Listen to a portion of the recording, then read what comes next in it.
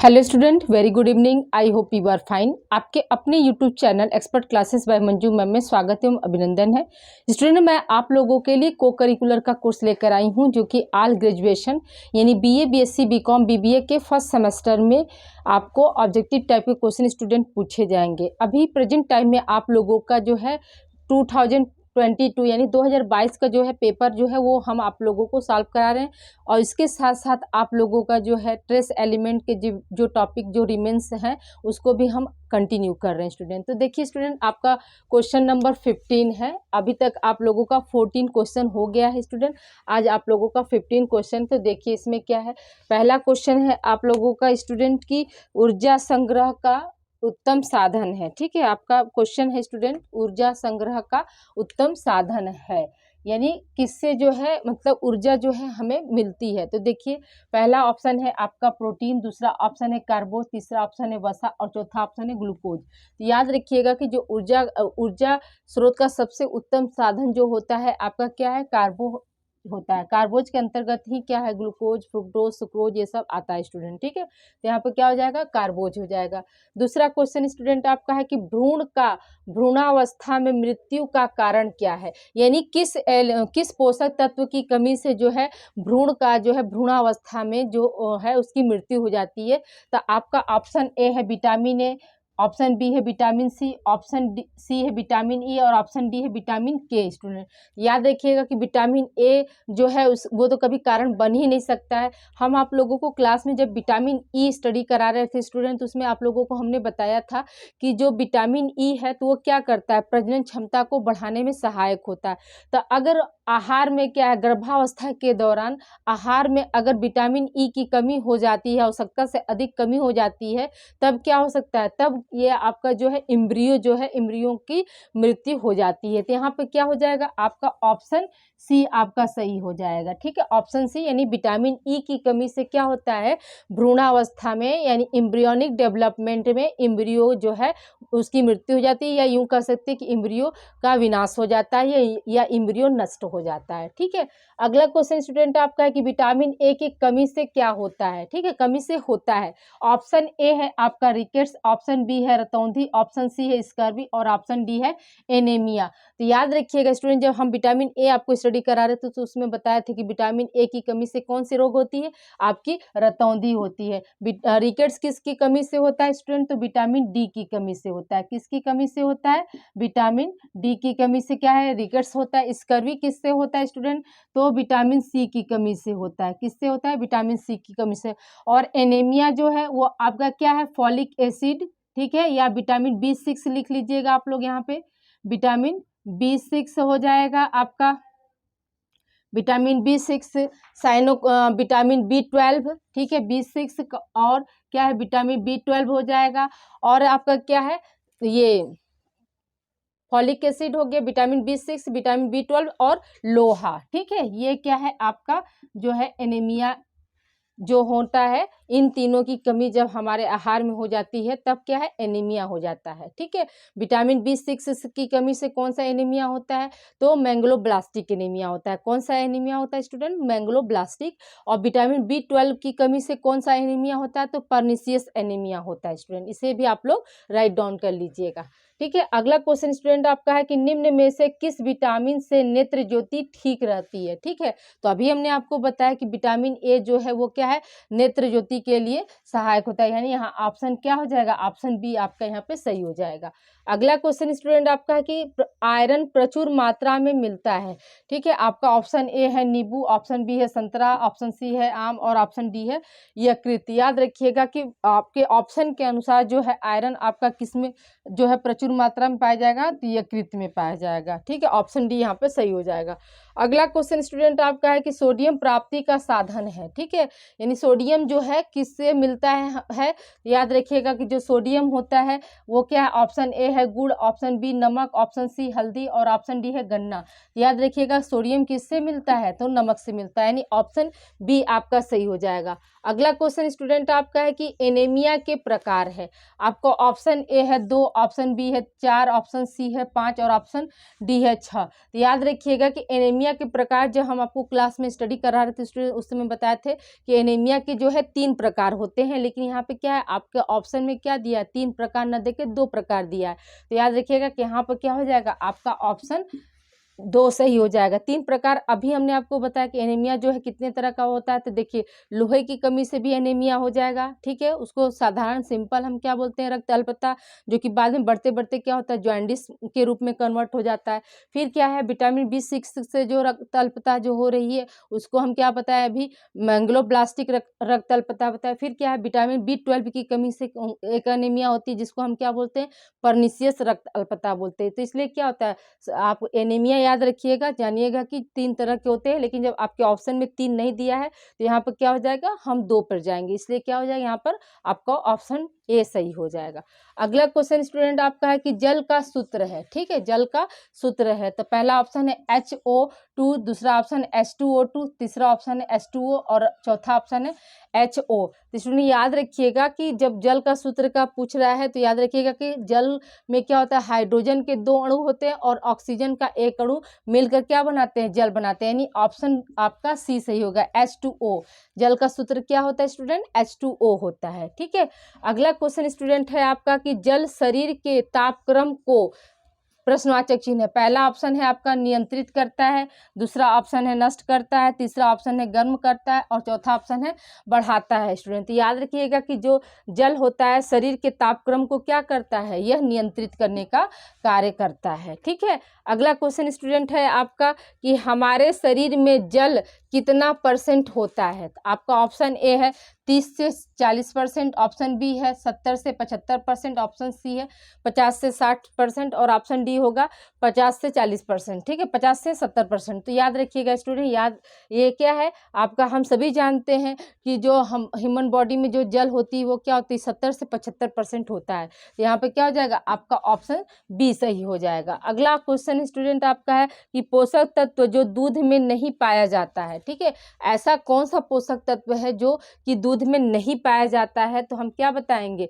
Option A है आपका protein, तो प्रोटीन में तो पाया जाता है, ऑप्शन बी है विटामिन है, इसमें भी पाया जाता है, ऑप्शन सी है विटामिन सी और ऑप्शन डी है कैल्शियम। तो याद रखिएगा स्टूडेंट कि पोषक तत्व जो है दूध में नहीं पाया जाता है तो वो आपका क्या है, विटामिन सी, यानी ऑप्शन सी आपका सही होगा। जो विटामिन सी होता है वो क्या है, वो दूध में नहीं पाया जाता है, ठीक है, लेकिन प्रोटीन आपका पाया जाता है, कैल्शियम पाया जाता है और विटामिन ए जो है ये क्या है, दूध में पाए जाते हैं, ठीक है। तो इसे आप लोग राइट डाउन कीजिए। अभी हम आगे और कंटिन्यू कर रहे हैं स्टूडेंट, कुछ क्वेश्चन इंपॉर्टेंट और है उसको हम कंटिन्यू करते हैं।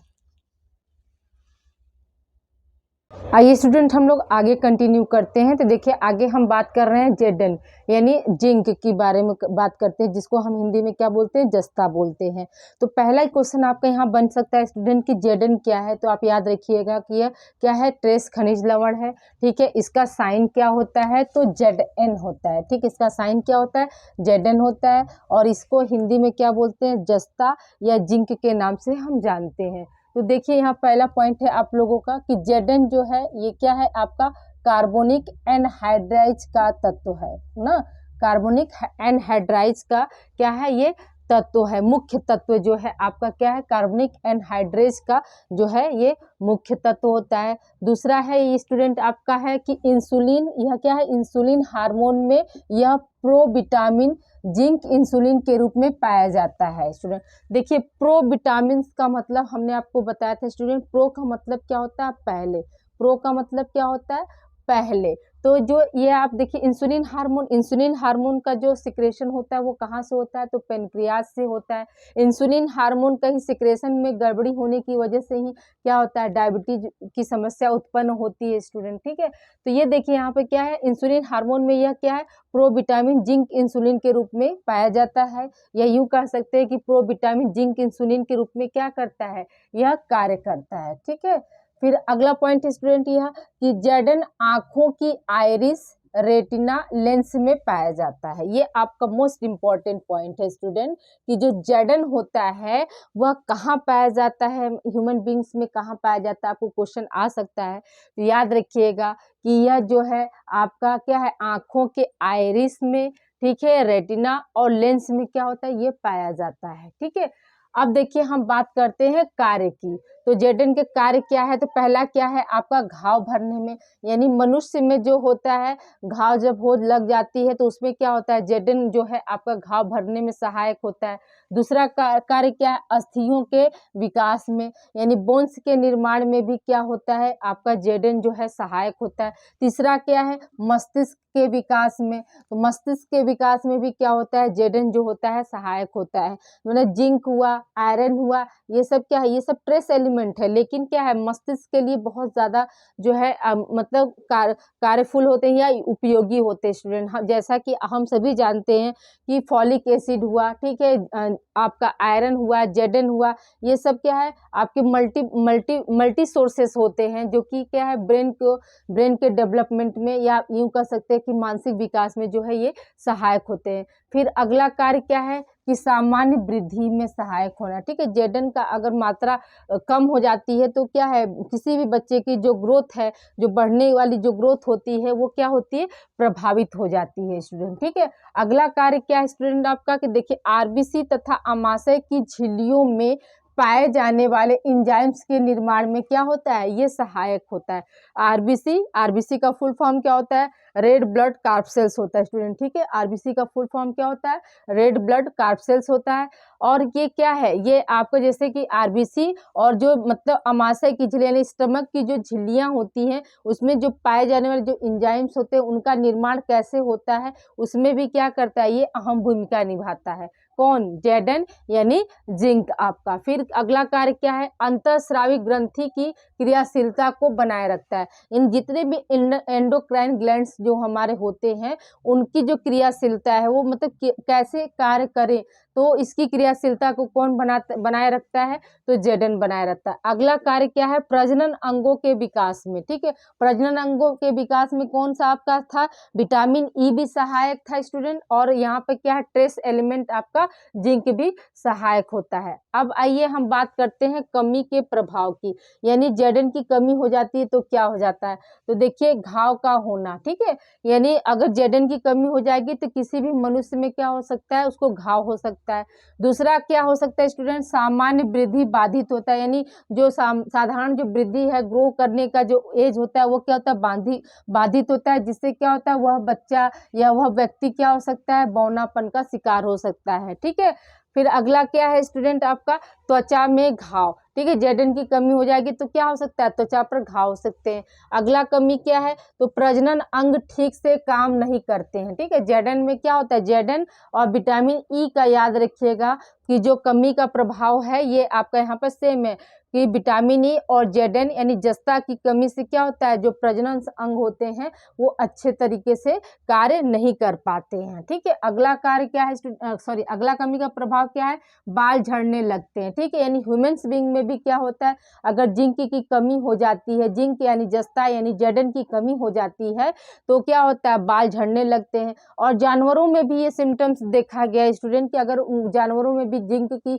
कमी हो जाती है तो उनके बाल क्या हो सकते, झड़ जाते हैं। जैसे आप मुर्गी और डॉगी वगैरह को देखे होंगे कि उनको क्या होता है, बाल हेयर्स झड़ जाते हैं, तो वो क्या है, वो कहीं ना कहीं क्या है, जेडन की उनके बॉडी में क्या है, कमी पाया गया, जिसकी वजह से क्या हुआ, उनके बाल जो है झड़ गए।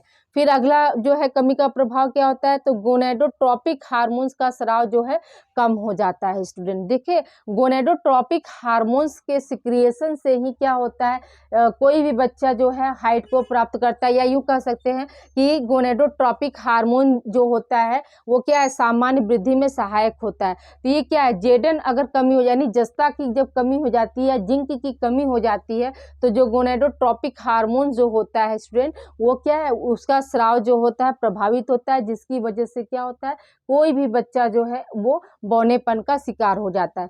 गोनेडोट्रोपिक हार्मोन्स जो होता है वो कहाँ से स्रावित होता है स्टूडेंट, याद रखिएगा कि पिट्यूटरी ग्लैंड से जो है गोनेडोट्रोपिक हार्मोन्स जो है स्रावित होता है स्टूडेंट। ठीक है, तो ये क्या थे, ये आपके कमी के प्रभाव थे।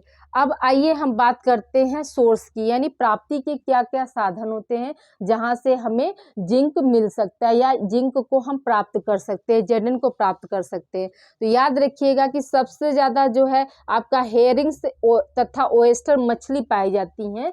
ये दो मछलियाँ हेरिंग्स और ओएस्टर मछली होती है जो कि जिंक का जो है सबसे अच्छा या उत्कृष्ट जो है संसाधन होती हैं। ठीक है, अगला है आपका कि मांस, मछली, अंडा, सब्जी और फल, इस सब में क्या होता है, जेडन जो होता है वो प्रचुर मात्रा में पाया जाता है। ठीक है, यानी प्रचुर मात्रा यानी पर्याप्त मात्रा में क्या होता है, ये पाया जाता है। किस में पर्याप्त मात्रा में पाया जाएगा स्टूडेंट, तो याद रखिएगा कि मांस, मछली, अंडा, फल है, सब्जी है, तो उसमें क्या होता है, पर्याप्त मात्रा में पाया जाता है। और अल्प मात्रा में किसमें पाया जाए, जितने भी मोटे अनाज की जो भूसी होती है, जैसे गेहूं की भूसी हो गया, जौ की भूसी हो गई, तो उसमें क्या है, ये अल्प मात्रा में पाई जाती है स्टूडेंट। ठीक है, अब आइए हम बात करते हैं अवशोषण की।